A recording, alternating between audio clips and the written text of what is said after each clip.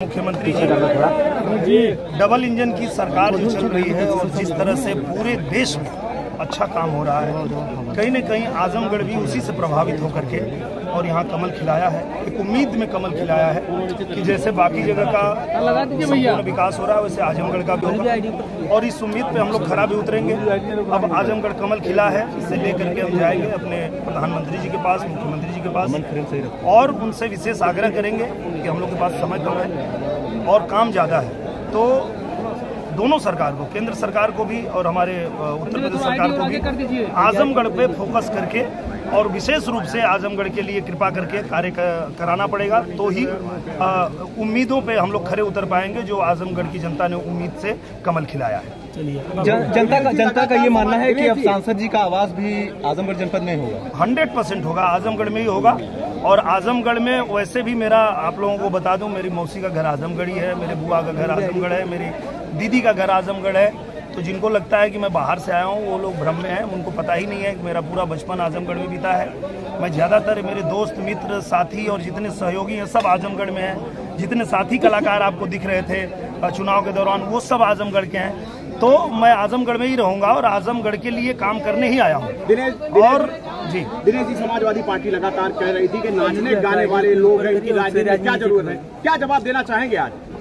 नहीं, मैं उनको जवाब देने की मुझे ज़रूरत नहीं है। मुझे लगता है जनता ने उनको जवाब दे दिया है और हम लोग तो बस अब जनता के सेवक बने हैं, जनता की सेवा करेंगे। उनको जैसे जनता ने जवाब दिया है उनको जवाब मिल गया है। और ये जो भारतीय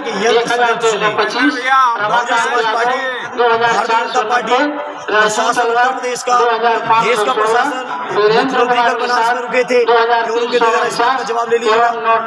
क्या अधिकारी वोटर इलेक्शन हो रहे थे? क्यों मुझे सुबह से रोका जा रहा था? क्यों हमारे वोटर लिस्ट में नाम घटाए गए? क्यों हमारे हजारों कार्यकर्ताओं को रेड कार्ड दिए गए?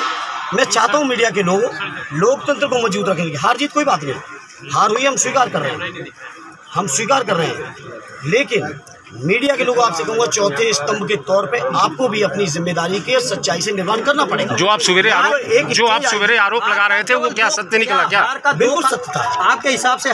क्या? अरे मुझे कोई शौक थोड़ी आरोप लगाने का। आप लोगों से मैं यहाँ पे इंटरव्यू देने के बाद यहाँ अंदर घुस रहा था, जो व्यवहार हुआ वो आप सबने देखा, आपके कैमरों में कैद है, उससे पूरा देश ने देखा है, कोई छुपी हुई चीज नहीं है। या ऐसा भी नहीं था कि मैंने कोई सिचुएशन ऐसी क्रिएट की हो। हार के दो कारण केवल आप मानते हैं, गुड्डू जमाली, बीएसपी और बीजेपी, और दूसरा प्रशासन। गुड्डू जमाली तो एक मोहरा है।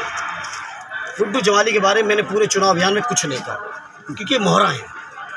इनके बड़े खिलाड़ी लोग हैं जो राष्ट्रपति चुनाव में फैसला लिए हैं अभी 2 दिन पहले, और भी कई मौक़ों पे फैसला लिए हैं, 4 बार मुख्यमंत्री भी बने हैं।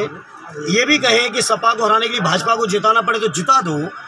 हाँ, हम लोग इतना बात का मैं कह सकता हूँ कि हम लोगों से शायद हम अपने माइनॉरिटी के भाइयों को समझाने में असफल हुए, प्रयास बहुत किया, असफल हुए।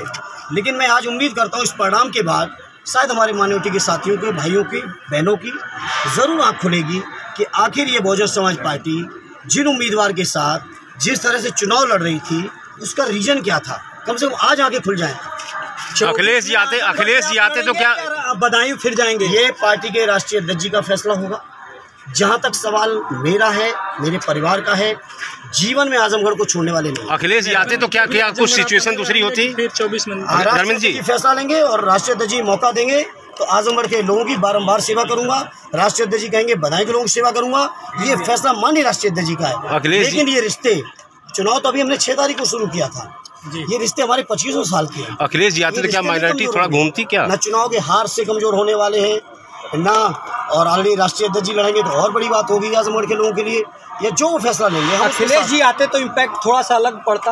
अब आप लोगों को, मीडिया के लोगों, चूंकि आज हार गए हैं तो आप लोग जाने कितने बहाने बना सकते हैं। मैं ये मानता हूँ कि ऑलरेडी राष्ट्रीय अध्यक्ष जी ने अपनी तरफ से जितना बेहतर कर सकते थे उन्होंने किया। क्यों नहीं आए, क्यों आए, ये उनकी अपनी रणनीति का हिस्सा हो सकता है।